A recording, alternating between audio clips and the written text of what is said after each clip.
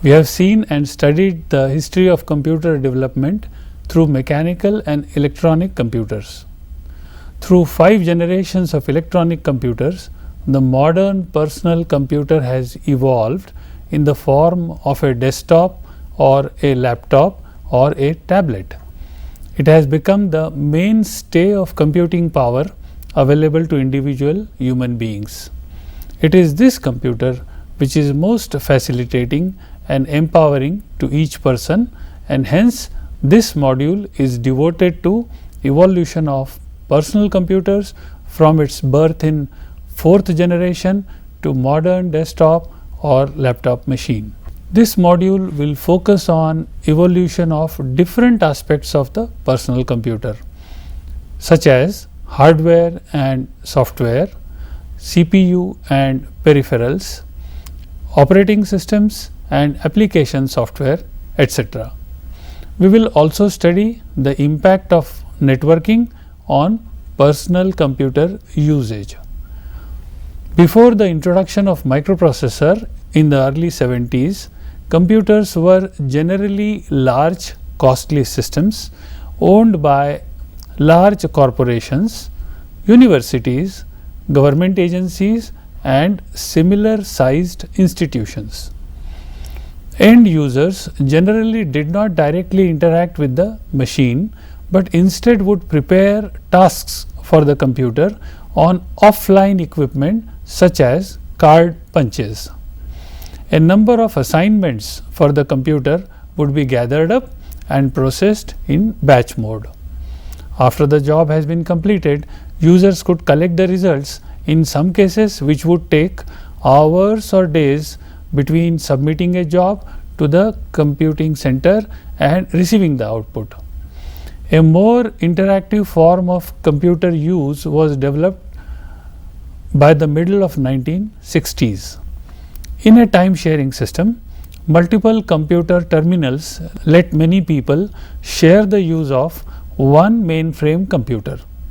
This was common in business application, science and engineering.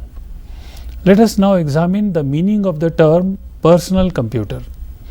By definition, a personal computer is one which is created for an individual user and is intended for interactive personal use. Creative Computing magazine defined the personal computer as a non-time shared system containing sufficient processing power and storage capabilities to satisfy the needs of an individual user. The history of personal computer begins in 1977 with the introduction of microcomputers as a mass market consumer electronic devices.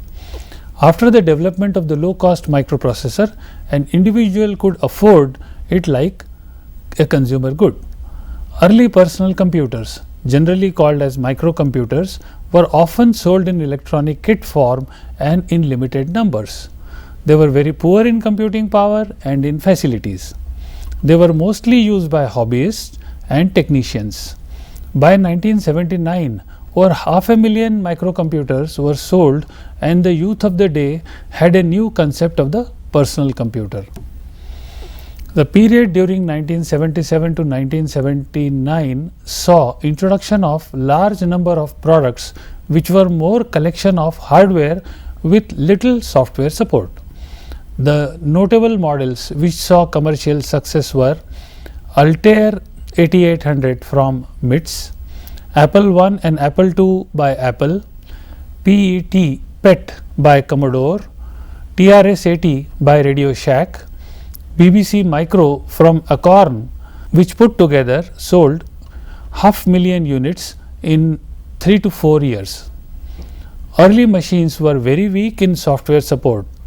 Some needed a user to manually enter machine code of a loader program, which then loaded main operating systems from a paper tape reader. Some models used basic language interpreter program as minimal software or operating system and cassette tape as magnetic storage. Many of them used a 12-inch CRT monitor as a display, while some used a black and white TV as display. Later on, as floppy disk drives were attached to these machines, disk-based operating system software came in use. It was called Control Program for Microprocessor (CPM) and was developed by Gary Kildall. CPM-80 was the first popular microcomputer operating system to be used by different hardware vendors. Many software packages were written for it, such as VisiCalc, WordStar and DBase 2. IBM responded to the success of Apple II with IBM PC, released in August 1981. It was based on an open plugged card based architecture, which allowed third parties to develop cards for it. It used Intel 8088 CPU running at 4.77 MHz, containing 29,000 transistors. The first model used an audio cassette for external storage, though there was a floppy disk option. The original PC design was followed up in 1983 as PC/XT, which was available with a 10 MB hard disk drive. While the architectural memory limit of 640 kilobytes was the same, the original PC design could only accommodate up to 64K bytes on the main board, which was later revised up to 256 kilobytes. The IBM PC typically came with PC-DOS, an operating system based on CPM-80. PC-DOS was developed by Bill Gates of Microsoft, who was already providing the ROM basic interpreter program for the PC. IBM sold it as PC-DOS, while Microsoft sold it separately as MS-DOS. Although the PC and XT included a version of the basic language in read-only memory, most were purchased with disk drives and ran with an operating system. Three options were available: PC-DOS, CPM-86 and UCSD P system. Neither the P system nor CPM-86 was a commercial success. Because MS-DOS was available as a separate product from Microsoft, some computer companies made computers which could run MS-DOS and its programs. These early machines were the first competitors of IBM PC. The first truly IBM PC compatible machines came from Compaq, although many others soon followed. Because the IBM PC was based on relatively standard integrated circuits and the basic card slot design was not patented, the key portion of that hardware was actually the BIOS software embedded in the read-only memory.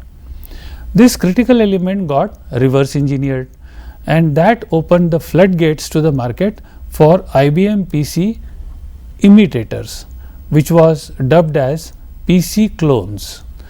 When IBM had decided to enter the personal computer market to compete with Apple, it was the giant of the computer industry and was expected to dominate the PC scene. But because of these shortcuts that IBM took to enter the market quickly, they ended up releasing a product that was easily copied by other manufacturers using off-the-shelf non-proprietary parts. So in the long run, IBM's biggest role in the evolution of the personal computer was to establish the de facto standard for hardware architecture amongst a wide range of manufacturers. The software company Microsoft, which provided the operating system and utilities to all PCs across the board, whether authentic IBM machines or the IBM PC clones, emerged as the dominant force from this competition amongst the hardware vendors. In 1984, IBM introduced the IBM Personal Computer AT, more often called as PC-AT or AT, built around the Intel 80286 microprocessor. The chip was much faster and could address up to 16 megabytes of RAM, but only in a mode that largely broke compatibility with the earlier 8086 and 8088. In particular, the MS-DOS operating system was not able to take advantage of this capability. In 1983, Apple Computer introduced the first mass-marketed microcomputer with a graphic user interface called the Lisa. The Lisa ran on Motorola 68000 microprocessor and came equipped with 1 megabyte of RAM, a 12-inch black and white monitor, dual 5 1/4 inch floppy disk drives, and a 5 megabyte profile hard drive. The Lisa's slow operating system and high price, around $10,000, however, led to its commercial failure. Drawing upon its experience with the Lisa, Apple launched the Macintosh in 1984. The Macintosh was first successful mass market mouse driven computer with a graphical user interface, or WIMP, windows, icons, menus and pointers. Based on the Motorola 68000 microprocessor, the Macintosh included many of the Lisa's features at a price of $2,495. The Macintosh was initially introduced with 128 kilobytes of RAM, and later that year a 512 kilobyte RAM model became available. To reduce costs compared to Lisa, the year younger Macintosh had a simplified motherboard design, no internal hard drive, and a single 3.5 inch floppy drive. Applications that came with the Macintosh included MacPaint, a bitmap graphic program, and MacWrite, which demonstrated what you see is what you get word processing. While not an immediate success upon its release, the Macintosh was a successful personal computer for years to come. This is particularly due to the introduction of desktop publishing in 1985 through Apple's partnership with Adobe. This partnership introduced the LaserWriter printer and Aldus PageMaker software, now called as Adobe PageMaker software, to users in later years. In later years, a number of different models of Macintosh, including the Macintosh Plus and Macintosh 2, were released to a great degree of success. The entire Macintosh line of computers was IBM's major competition up until the early 1990s. Apple's competitors, Commodore 64 and Commodore 128 models, used GEOS operating system, which was the first OS with full utilization of graphical user interface, or GUI. It could be used with a mouse or a joystick as a pointing device and came with a suite of GUI applications.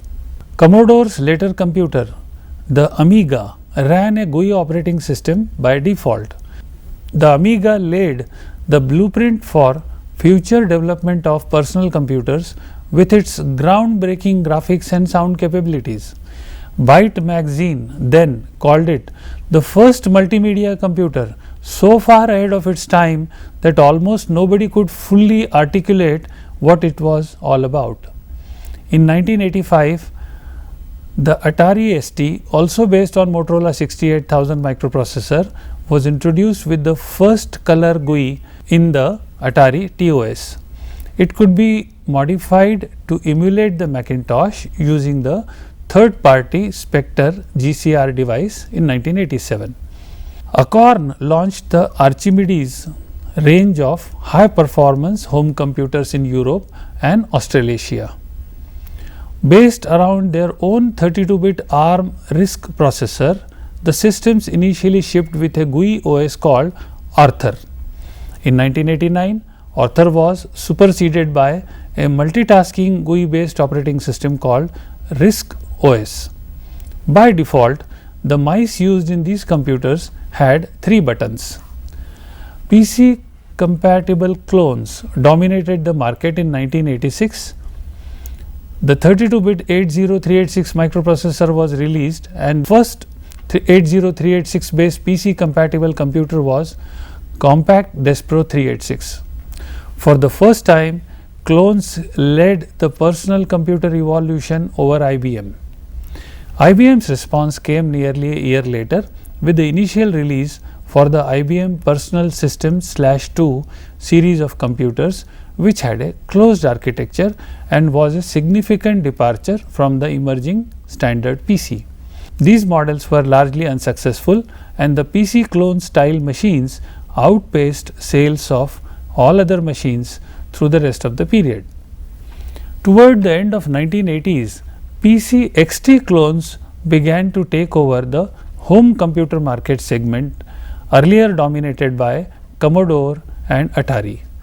These systems typically sold for just $999 US via mail order rather than a traditional dealer network. This price was achieved by using the older 8 or 16-bit technology such as 8088 CPU instead of the 32 bits of the latest Intel CPU. These CPUs were usually made by a third party such as Cyrix or AMD. Dell started out as one of these manufacturers under its original name PC Limited. The decade of 1990s saw tremendous improvement in CPU power and speed.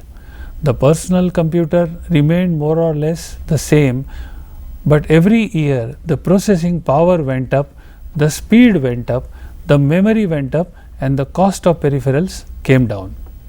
In a quick succession, Intel developed and released 80486, followed by a variety of Pentium processors. All these CPUs had a new feature called cache or cache memory.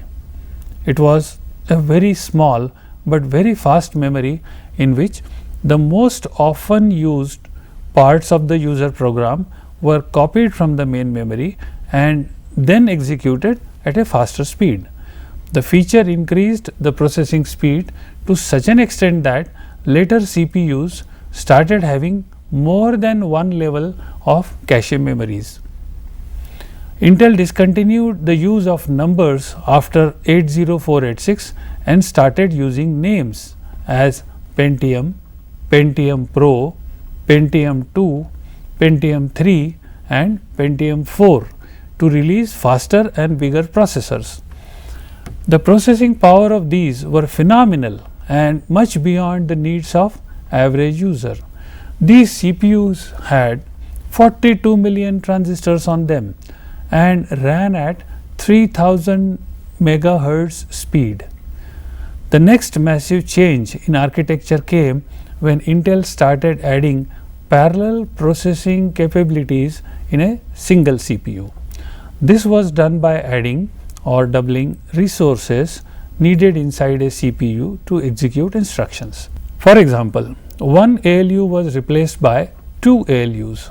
The instructions were loaded from main memories into pipelines and queued up before these ALUs for execution, often simultaneously. This meant that for most of the time there were two instructions under execution inside a CPU. Such CPUs are called superscalar architecture. These CPUs will naturally work at double the speed of the CPU, which had only one ALU. An improvement in the technology brought the multi-core processor. It is a single computing component with two or more independent actual central processing units called as cores, which read and execute program instructions simultaneously. The instructions are ordinary CPU instructions such as add, move, data and branch, but the multiple cores can run multiple instructions at the same time, increasing overall speed due to parallel computing. Manufacturers typically integrate the cores onto a single integrated circuit die known as chip multiprocessor or CMP, or onto multiple dies in a single chip package. The number of cores per CPU initially used to be just one. Multi-core techniques created a dual-core processor such as AMD Phenom 2 X2 and Intel Core Duo. A quad-core processor contains 4 cores such as AMD Phenom 2 X4, Intel's i3, i5 and i7. This technology currently produces 8 or 10 cores in a single CPU. A multi-core CPU implements the multiprocessing technique in a single physical package. Multiprocessing means performing more than one operation simultaneously inside a single CPU. CPU designers couple many cores in a multi-core device tightly or loosely as per the need. For example, cores may or may not share memory, and they may implement message passing or shared memory methods for intercore communication. Multi-core processors are widely used across many applications including general purpose, embedded, network, digital signal processing DSP and graphics. The improvement in performance gained by the use of a multi-core processor depends very much on the software algorithms used and their implementation. The evolution of personal computer was most certainly influenced by galloping CPU performance. However, the contribution of peripherals and networking capabilities added a dimension to the change in users' work environment. The peripherals which were enhanced or newly added since 1977 were: 1. Mouse and touch screen inputs, 2. Audio in and audio out, 3. High resolution, high speed LED and LCD displays, 4. High performance, high capacity, low cost memory devices. The users were offered a convenient touch screen not only to touch the buttons but to slide the finger across the screen to initiate a scroll command. The displays became crisp, clear and very bright with very high resolution to show movies with excellent effects. The advent of spatial audio circuits called codec converted a personal computer into a powerful music system. When added with high quality display, the computer became a substitute of a cinema theater. When added with suitable software, the same hardware becomes a powerful gaming console. The storage industry exploded in 3 ways. Use of new magnetics provided low cost terabyte storage. Use of DVD and Blu-ray disc BD provided high capacity and ultra fast devices for archival storage, and lastly flash memories created small size high gigabyte capacity portable storage for pen drives and SD card. Put together, these 4 improvements completely changed the way an average user looked at the computer and uses it today. The last but not the least important technological evolution came up in the area of computer networks. It began modestly with the use of serial port or interface to connect keyboard, mouse, modem and many such peripherals to the CPU. Slowly it evolved into Ethernet for internet access.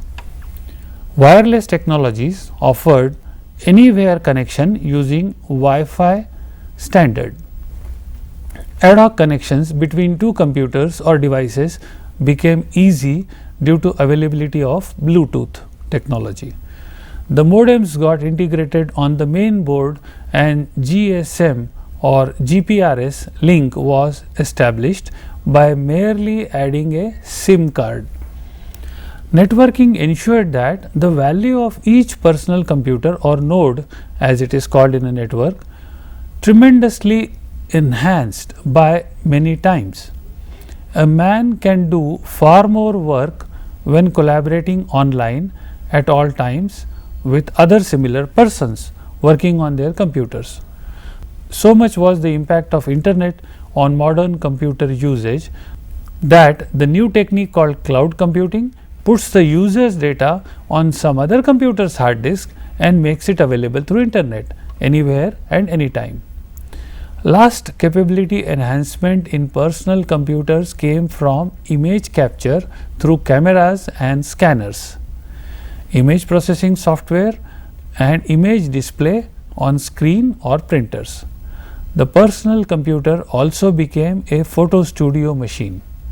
Thus, a modern personal computer can certainly be used as a high-speed computer for data processing, but it is also used for enjoying audio, movies, and to work with images, all alone or through other users on internet.